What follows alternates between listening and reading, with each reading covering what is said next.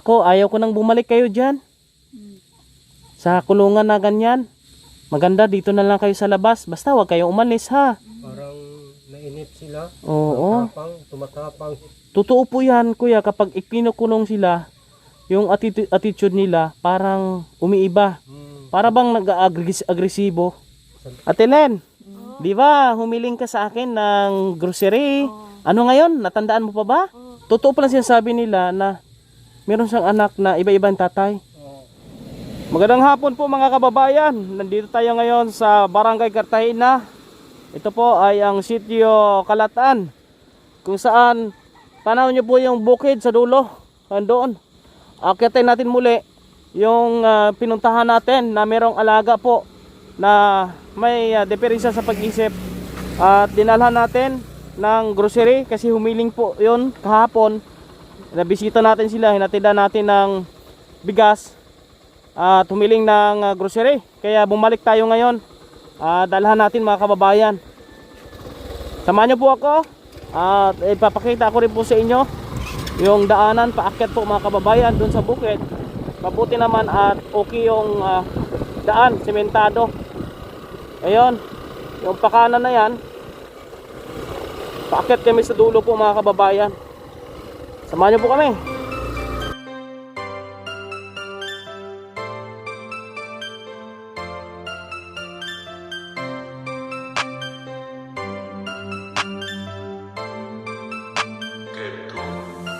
Laging nandyan, kahit umaraw man o kahit umulan. Di mapapagod magbigay ng ngiti, pagtulong na di naghahangad ng sukli. Mabuti niyong kaibigan, siya si Raymond Agos Vlogs. Lagi niyong maaasahan, kaibigan at sandalan. Hindi ko alam kung nandyan ngayon. Nandyan nga. Akyat tayo dito. Iya. Iya.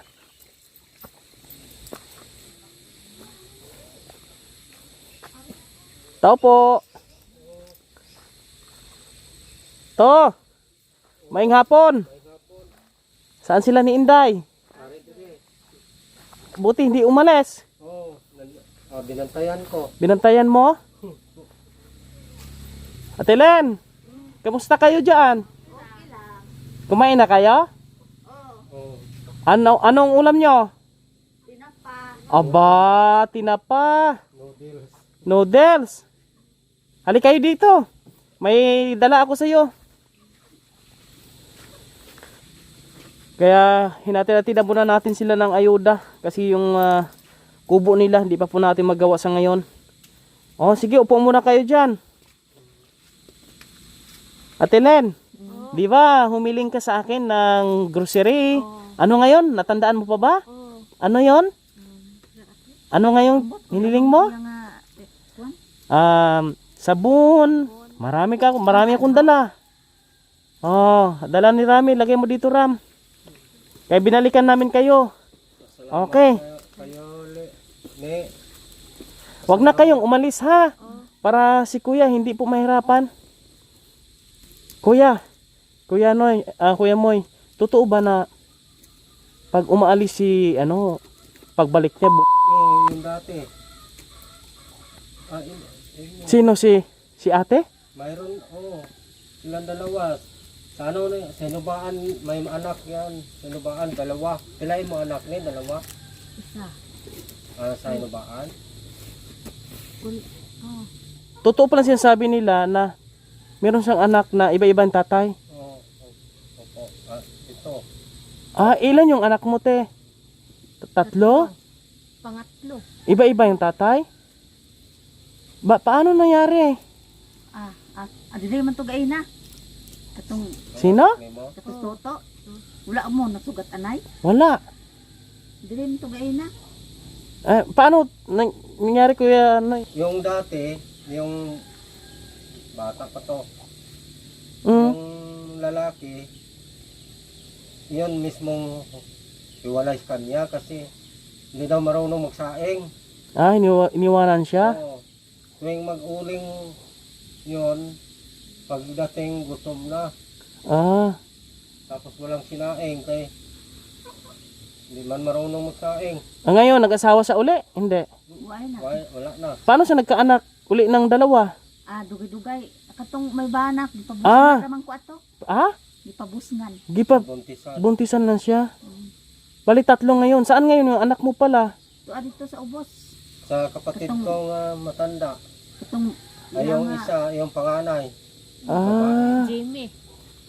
kawawa naman pala. Yung isa nandoon, dinalas Palawan, yung pangatlo. Ikaw, Ate Len. Ito, si Ate Len. Sa nandyan si Gading Gato Light, kulit pa pa. Huli pa pa. Ilan yung anak mo? Isa. Ay, hindi pa siya nag-asawa ito, si Ate Len. Hindi. Hiwalay, Hiwalay din sila. Oo. Sus, nakakalungkot pala ito. Kaya nga na, Kasi may nagsabi, kuya, kapag umaalis daw ito sila, nakakawala dyan sa pinagkulungan mo, tuwing gabi, nakakalaya sila. Tapos pagbalik, ilang buntis na. hindi na makabalik. Ta- Hinahatid na lang sa DSWD. Yun, kay kontakon nila kung hinubaan, dumagiti, kukontak sila sa Sipalay. Palay. Na nandito yung taga Sipalay, itong babae nga kulang ang isip. Uuwi daw. Yun, sinusundo naman doon. Paano yun? Kaya, di ba, nangyari daw yun na nung umalis siya, pagbalik niya, buntis niya, dito na sa bahay mo? Nanganak?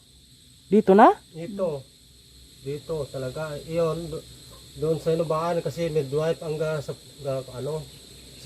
alaga. Naalagaan siya doon? Oh, nasagip siya sa Nasagip? midwife. Sus, Maria Josep, no?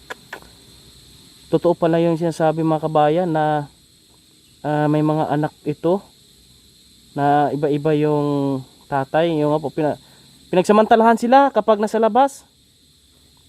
Sus, grabe. Ito, naano ko dito sa storya nito nila ni ate. Ang request mo. O, sige. Lagay ko ha. Request mo yan ha. O. Toothpaste. Lagay ko dito ha. Yung shampoo, maliligo kayo ha. Shampooan. Tapos maglaba kayo. Sabon. Tapos uminom kayo ng Milo. Kuya Noy. Sayo, yung kape, sayo ito kasi hindi sila pwede sa kape. May merienda na ba kayo? Wala pa? O ito, tinapay o. O kain muna kayo ng tinapay habang kinukuha ko ito. Mga kabayan, may mga dala po tayo dito sa kanila. Ayan o, noodles. Noodles to ha. Ayan. Kunoy, ikaw na magano dito Kuya Noy ha. Binilang ko sila kasi nag-request si ate. Oo. Ikaw mag-budget. Ito. May bigas pa naman kayo. Inatidan ko kayo kahapon. Okay pa. Mayroon pa. Mayroon pa. Sa sunod, bigas na naman. Walang bawas ang isa tapos marami pa. Ito. Tinapay. Kain kayo ha. Hindi na kayo alis. Hindi. Oh. Basta wag kayong umalis ha. Promise nyo sa akin. Totoo yan? Okay. Para hindi na kayo ikukulong dyan. Wag na kayong umalis. Ito, sabon. Panglaba ha. Okay? Oh. Tapos, sabon na pangligo. Pangligo ito. Yan.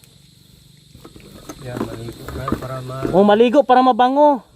Tapos, sardinas. mga damit. Yan, sardinas. Len, mga bayo, balabahan. Oh. Len, magbihis kayo ng araw-araw damit ha. Para hindi tayo mabaho. Tapos, maligo tayo. Gusto nyo magpagupit? Saan pagupit ka? Pagupit natin yung buhok mo. Buhok nyo, gusto nyo? Ano nga Marunong klase yung gupit ate man? nila. Oo, depende. Ha? Kanang baklan sang kimpet. Hindi, gupitan. Kempitan? Hindi, guntingan. Gusto nyo guntingan ang inyong buhok para gumanda? Tag-asag-asun ko lang ni Danay. Akon po, pagkatag Tag-aso mo? Oh, kay Guntingan na. no, bago ko naman na paguntingan Akon atong po. Sige. tag-asun ko lang ni Ito, meron pa. Yan o. Sa inyo nito, request mo ito eh. Kaya binigyan kita. Salamat kayo ni. Ang dami niyan, Ate Len. Kaya mayroon kayong konsumo. Oo. Hindi na kayo magutuman. Ako na lang magluto sa inyo kay hindi man kamo marunong magsaing. Magluto. Di sa marunong magsaing? Hindi, di siya, kahit tuyo na, inaano pa rin, sige pang apoy. Hindi Nasusunog. nila tiningnan ang kanin kung tuyo na. Ayan, Ate Len. Binigay ko na yung request mo ha. Kuya Moy, tingnan natin Kuya Moy yung sa paggawa ng kanilang kubo. Kasi iniisip ko kasi dito, baka lumala ba yung kanilang sitwasyon kapag ikukulong sila. Mas okay ganito, makakatulong sa kanila na nasa labas. Ano yung isip nila. Yung pinsar, Oo. Siguro, isustain lang natin pagkain. Nalipasan na ito sa kain eh. Kasi dati di ba hindi naman ganito. Hindi. Nung pagkamatay lang kanilang magulang, yun lang nag-umpisa. Napabayaan sila. Mayroong nag-inuman. Hmm? Tawagin sila. Sa siyat din. Iinom din siya. Nagsabi sa akin. Huwag kang uminom, Ate Len. Ha? Huwag kang pumunta doon sa malayo. Dito ka lang. Pagtripan kayo ng Oo. Kasi yung din narinig ko, pinagtitripan daw ito. Kaya minsan ba pinagsamantalahan. Nako, nahirap yung ganun. Tapos mabuntis. Ay. kahit ako nag-alala din ako kung hindi Hoy. na makauwi. Oo? Pag hindi na makauwi, nag-alala kami. Ano na nangyari doon? Sige. Ikaw na bahala nito ha. Oo. Sa sunod, anong gusto mong dalhin ko?